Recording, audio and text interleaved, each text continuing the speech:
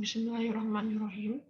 Pertemuan kita yang keempat yaitu dokumen dan komunikasi dalam mata kuliah manajemen proyek sistem informasi.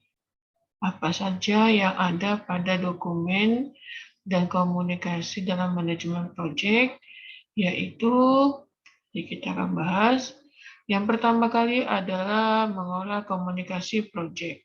Jadi tujuannya adalah agar komunikasi berjalan efektif dan efisien.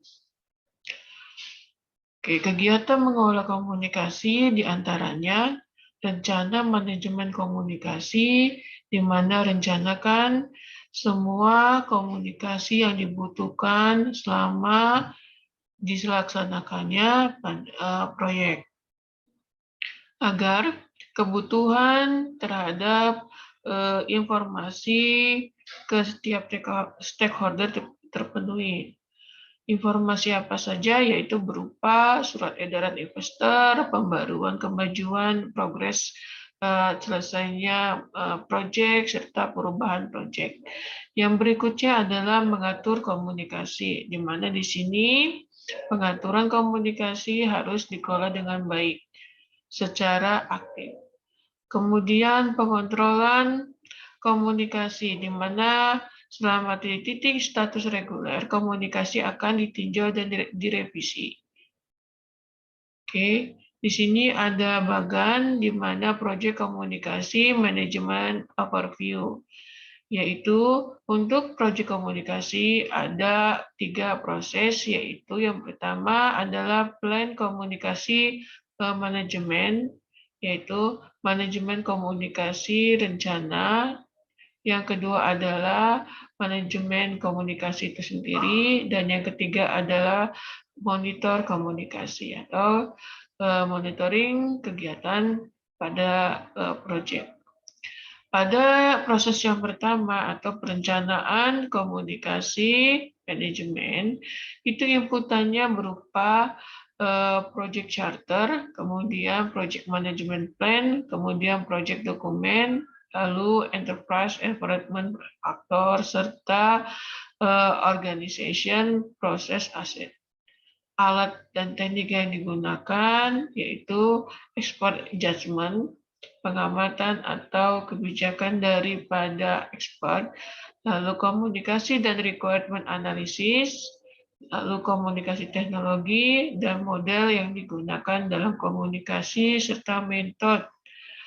Kemudian interpersonal dan tim skill, lalu data representasi, serta meeting.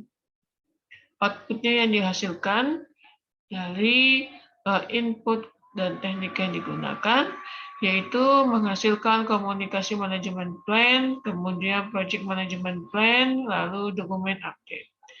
Untuk manajemen komunikasi, proses manajemen komunikasi ini kita butuh inputannya adalah project management plan itu sendiri, project dokumen, kemudian work performance report, kinerja daripada setiap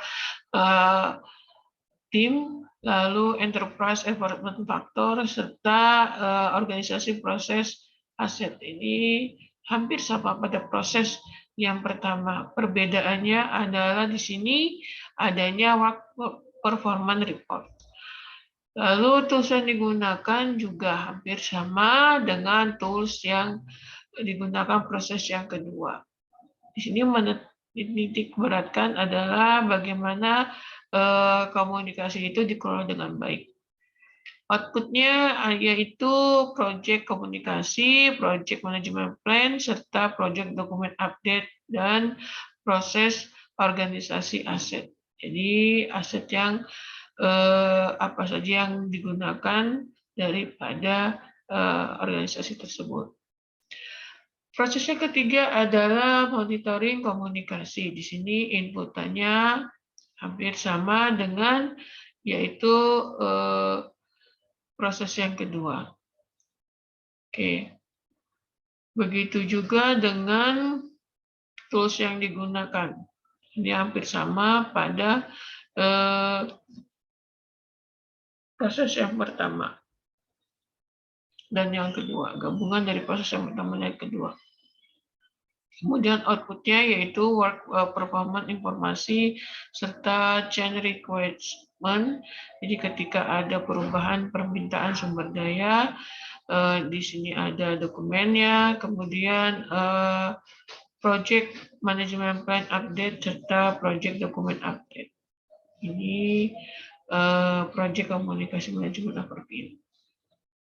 Oke, seperti yang kalian tahu bahwa pada satu proyek ada 5 fase. Pertama, inisialisasi daripada proyek itu sendiri atau awal daripada proyek, kemudian perencanaan, eksekusi, lalu monitoring dan closing. Di mana pada tahapan inisialisasi, tahapan awal, produk atau dokumen apa saja yang harus dihasilkan, yaitu project charter. Yang kedua adalah project management plan untuk planning. Yang eksekusi adalah status update dan stakeholder komunikasi. Yang ketiga, yang keempat adalah monitoring. Pada tahapan monitoring ada varian analisis serta project change documentation. Dan tahapan yang terakhir, closing, dokumen yang dihasilkan adalah final report. Oke. Project charter. Apa itu project charter? Project charter adalah project overview statement atau istilahnya ikhtisar daripada project. Merupakan dokumen yang bertanda tangan secara resmi dari semua stakeholder. Oke, tanpa adanya project charter, maka project tersebut akan ambigu, mau membuat apa, ataupun mau menghasilkan produk atau jasa seperti apa, itu kalau belum ditandatangani artinya belum disetujui, dan artinya juga belum tahu arah daripada tujuan proyek itu dibuat. Oke. Sehingga komponen-komponen project charter terdiri dari pernyataan permasalahan, kemudian business case, lalu goal statement, timeline, kemudian scope atau batasan masalahnya, kemudian anggota timnya atau tim member. Oke, project charter komponen yang pertama yaitu idealnya sebuah project charter minimal berisi yang pertama otoritas project, kemudian penunjuk manajemen project, kemudian stakeholder dan tujuan.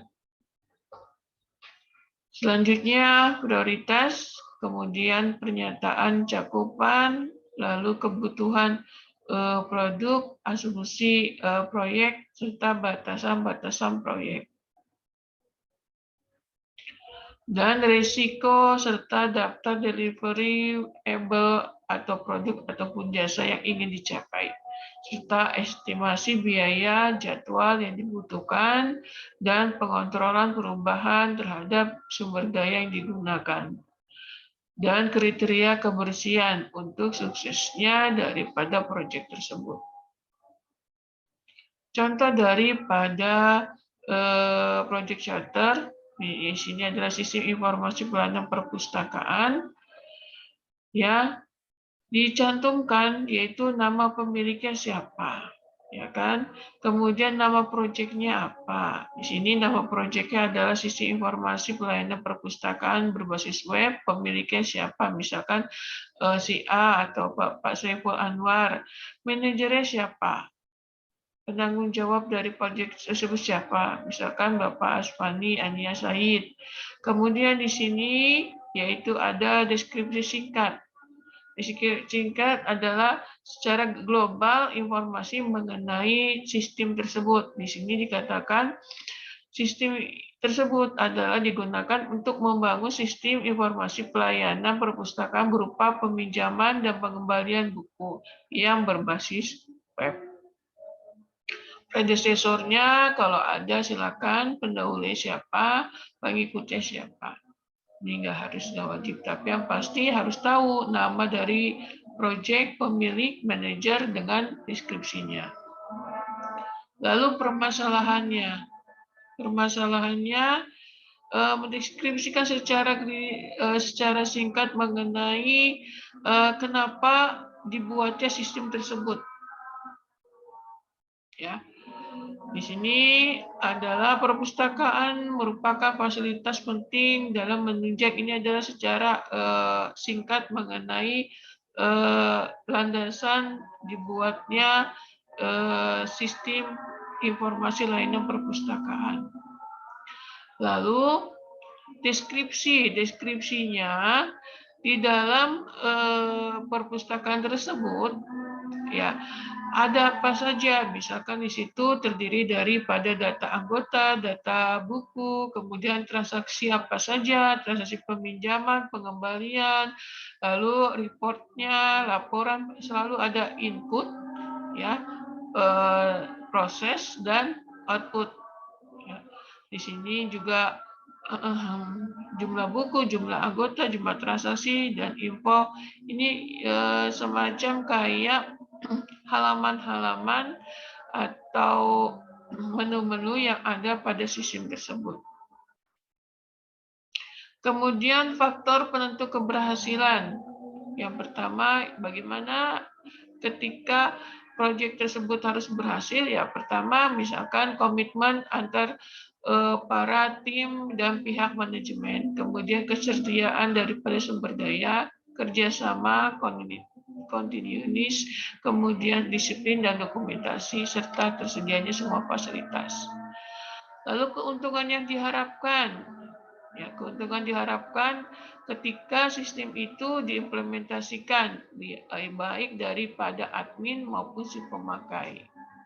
Ya. Lalu teknologi yang digunakan